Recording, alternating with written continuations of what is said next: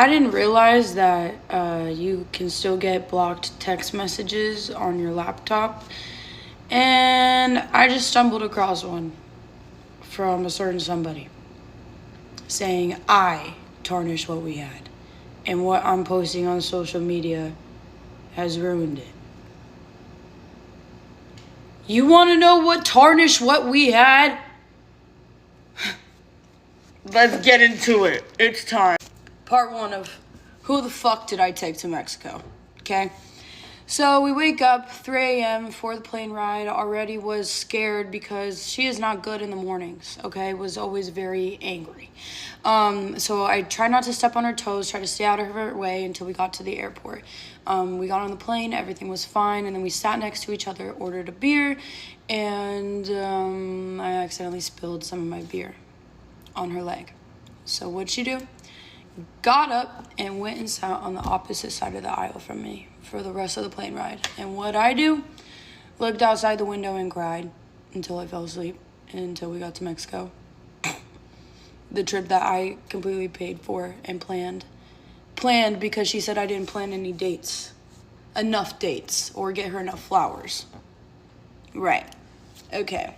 Yeah. So we get off the plane, we get to the shuttle that I booked, and we get on the shuttle. We have beers waiting for us, water waiting for us, and we get into a car crash. Not even 20 minutes into the ride. If that wasn't a sign enough itself from the Mayan gods, I don't know what it was. I should have taken it. But obviously I'm not good at reading signs, okay? The first 2 nights were fine until the 3rd day came around and she was getting upset that she wasn't in control of the plans. So I told her we could do whatever she wanted to do because it was her birthday. And what she wanted to do was rent an ATV.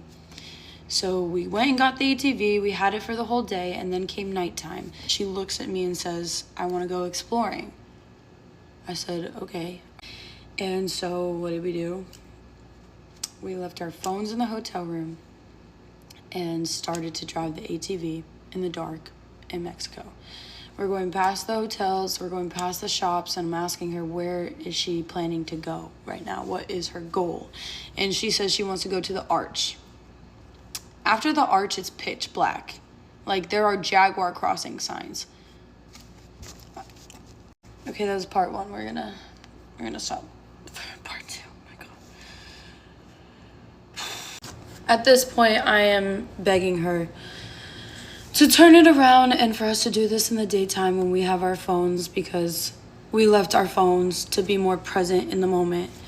She's not answering me. She's just going and going faster. We're now past the Arch and it's pitch black and it's the scariest thing I've ever experienced. And I'm begging her, screaming, please stop the ATV. Please stop the ATV. And she stops it as hard as she can, shoves me to the ground, looks me dead in my eyes, and then takes off and leaves me in the pitch fucking black. So what do? I get up and I start running for my fucking life because I don't know what else. I didn't know what else to do in that situation. I'm literally telling myself, you're going to make it, Liv. You're going to make it. All I can hear are the sounds of my footsteps on the fucking ground because you can't hear anything else. It's pitch black jungle. Okay? For like 5 minutes, I am running for my life. And the thoughts that were running through my head, I can't even put into words. But I see her headlights coming back. I see the headlights coming back. And as soon as she gets to me, she flips it on its side. And what do? I fucking still run over to her. And I'm like, baby, are you okay? Trying to make sure that she's okay. She shoves me, tells me to get the fuck off of her, that it's my fault we're in this situation, that I held her back. So I'm like, all right, you just crashed off an ATV. Let me flip this over. It wouldn't start. So then I see a car coming down the street and I wave him down, and it was a car filled with 10 guys in the back of the truck, okay? And thank God that they were good people. I asked them to tow us to our hotel that's a few miles away. They tie up our ATV and she's steering it as we're now going 35 miles per hour behind the back of a truck in the middle of a jungle. She is swerving it, yelling at me, we're broken up. I'm breaking up with you. This is your fault. You're holding me back. And I'm literally saying, okay, we're broken up. Okay, let's just talk about this when we get back. Please stop swerving. I black out. I fly like 7 feet off the freaking ATV. My entire left side of my body completely torn up. And I wake up and I see her already standing and she's making them leave us. Leave. We've got to figure it out. Leave. Thank you for your help. And now they're driving away as I'm picking myself up, and we're now stranded once again in the middle of a jungle with no phones. Now crashed off an ATV. So I push it to the side, and I'm like, all right, let's just fucking go. Let's start walking. That's part 2. Part 3 coming. So now we're walking back after both being crashed off an ATV, and I pushed it, by the way, into the jungle. I was like, I will deal with this tomorrow. We're walking now, and she is skipping back and forth. Woo, I'm single. Woo, I'm single. Where's my short Latina baddie at? Where's my little Latina baddie? I'm like, what am I even experiencing right now? So then we get into a taxi that happened to be driving down the street. We get into it, and we get taken to the hotel, and the hotel security had to escort her up to the room because she couldn't physically hold herself up. But the next day we woke up and it was her birthday. So it's now her birthday, and I've woken up and I'm kissing on her, loving on her, and I'm like, baby, it's your birthday. Like, let's have a good day today. Let's pretend that yesterday didn't happen. And she shoves me away from her. She's like, we're broken up. I'm done with you. I don't want to spend my birthday with you. Fuck you. And rolls her head into the pillow. So I'm like, how can I make her day better? Still trying. And I called the ATV guy and I was like, yo, we just crashed. Can you have someone come pick me up to figure out what to do? And so he had someone come pick me up on a moped after just crashing on an ATV. So of course I didn't want to get on it, but I did. And we have to go find the ATV in the middle of the jungle. And we did. They assessed it. It was $800, so of course I just paid for it up front right away. And then I stopped at the pharmacy. I got her ibuprofen, Neosporin, bandages, anything I could think of.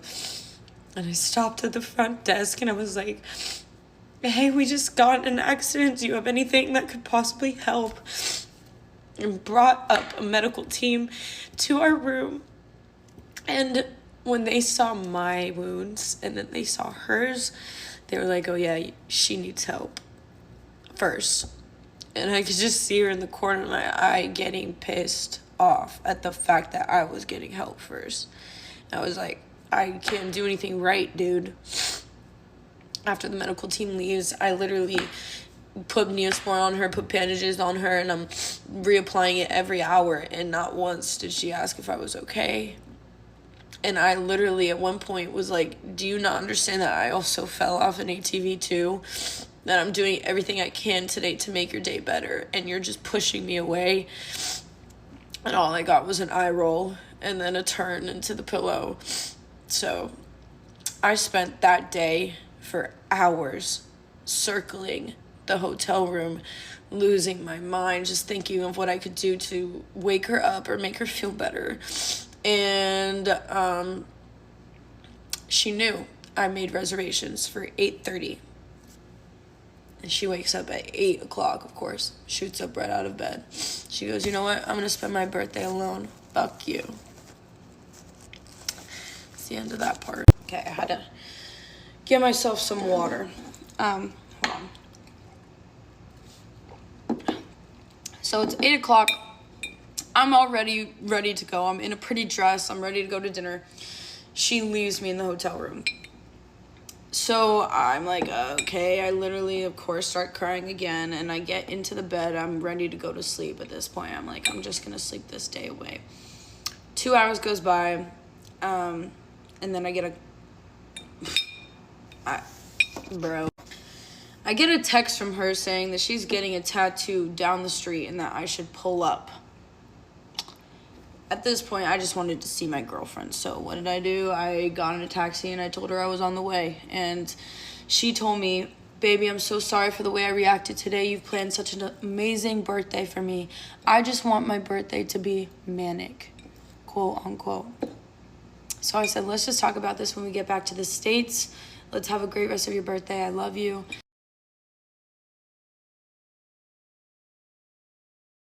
And I show up to the tattoo shop, and what do I see? The first thing when I walk in, 5 girls taking shots with her. All right, okay. What am I walking into? There's 3 girls that I love, still talk to this day. 2 girls, you guys can eat this. Eat it. They are flirting with her right in front of me, literally calling her sexy, mommy, hot, and I'm with the 3 other girls who were gravitated towards me and were only talking to me, and I'm just pushing back shots because I'm like, I don't even want to be sober right now. So she comes up to me and she's like, oh, they just asked to have a threesome. I said, you're fucking joking, right? Are you actually joking? And she's like, well, I got their number and we're gonna go over to their villa when you're done with your tattoo. So I was like, okay, why did you invite me again? So those girls leave, right? And now it's just me and her as I'm getting the rest of my tattoo done. And she immediately goes cold to me, stops talking to me. And then my tattoo is done and the girls come to pick us up to take us to their villa. This one girl, and I'm gonna name her Francesca, she got out of the front and she literally was like, I'll sit on your lap. To my freaking girlfriend. I look at her and I'm like, no, you're not, bro. What are you doing? So then automatically the tension in the car was so awkward. My girlfriend didn't even want me sitting on her. I could literally feel the energy. So I felt like I was just going along for the ride to make sure that she wasn't cheating on me. Like, that's literally what I felt like I was there for. And then we get to the villa and I turn to my girl, who I'm still friends with to this day. And I ask her if she could take me to the bathroom because I needed a second away from what was going on. Yeah, that. Next part. So my girl, she comes into the room with me, the bathroom with me, and she's the one to say to me, girl, what is your girlfriend on? Like, she's being way too friendly. So what do? I immediately start crying because I, of course, felt validated and I thought I was going crazy, but no, other people could see it too. And she's like, girl, I got your back. None of my friends are touching her. She is a freaking weirdo. Because the 3 girls that were talking to me, that gravitated towards me, they apparently were a separate friend group from the 2 girls that they were with. They all met that same night. So she was like, look, if you need a place to stay, we're going back to our villa soon. You can come with us. I was like, thank you. I appreciate that. We go downstairs and you will not believe what I see, what I saw. I don't even know if I can say it. My girlfriend was in the pool of the villa without a top on and holding Francesca in her arms, pressed against her, pouring a shot of Don Julio in her mouth. Saying, come here, sexy, come here, mommy. Bro, it gets worse. It gets worse, just wait. So I go up to her and I say, I'm gonna leave. I don't deserve to sit here and watch this, so I'm gonna go. And she looks at me and says, if you leave, I'm gonna hurt tonight. So I said, okay, bet. And I walked up over to my girl and I said, I'm ready to leave. And they all turned to her and started screaming at her for me. I didn't even have to say a single word. It was like I had a little posse, like a movie scene. But we get all the way to the front of the villa when I realize I still have her phone in my bag. So the girls are like, stay here. We're gonna run it back to her. You don't go anywhere. Stay right here. So they run back to the villa and I'm at the front now and I just hear blood curdling screams. And I'm like, what is going on? So then I see them running out of the front of the villa, literally running for their life. They're like, we are leaving with or without you. We are leaving right now. Your girlfriend is a psychopath. I'm like, what is going on, bro? They said that the look in her eyes when they gave the phone back to her was the scariest thing that they've ever seen in their life. And the thing is, I know exactly that look. So they leave because something, of course, in me told me to stay with her. And they leave, they get my number. They're like, make sure that you're okay. Please text us. Please stay safe. Like, we love you. We're here for you. And yeah, I went back to go find her, and she was laying in the bushes, saying that her ankle was broken. So I picked her up and took her to the front of the villa and got us a taxi, took us to the hotel, and of course had to have security escort her once again. Bro. And what did I do the next day?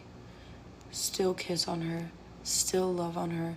Be like, baby, let's pretend yesterday didn't happen. Let's pretend today's your birthday. Oh my. So like I said, we woke up the next day. I still try to love on her, kiss on her, act like nothing happened the 2 nights before. That let's have a good day today statement, you know. She turns to me, pushes me away, and says, we're done, Liv. I told my mom, we're broken up. So in my head, it's over, because when moms get involved, the game is done. And but then she goes on to call her right in front of me on speakerphone. And her mom says, oh, hi, honey, how was your birthday? Because she didn't speak to her. She didn't speak to anyone on her birthday. She slept the entire day away. And she goes on to say, oh, it was terrible. Olivia completely ruined it. So I'm not going to let that happen, especially 2 feet away from me. So I hop in and I say, why don't you tell her that you tried to girls right in front of me? And needless to say, that was the start to the end. The start to the frickin' end. The final straw that broke the camel's back happened. And that's all it took for me to pack my bags and book the nearest flight out of Mexico back to the States. Called my mom, told her everything that happened, and I was out. But what happened was I got blocked. All of the pictures got removed immediately, like I was the one who did something wrong. And that's what started the social media snowball, even though they were the one to come to me, pressing me, saying that if I took it to social media, they would pursue legal action. That was the first thing said to me. Not an apology. Freaking bruh. And look, I never wanted to take it to social media, but it's come to a point where I'm posting normal content and I'm getting pressed about it as if I'm posting anything alluding to what actually happened. Okay, you're poking the bear. You poked the bear. This is, quote unquote, what I was told by my ex. Have an amazing life, Olivia. Truly, I hope you find your soulmate. It's not me. Best wishes and have a great life.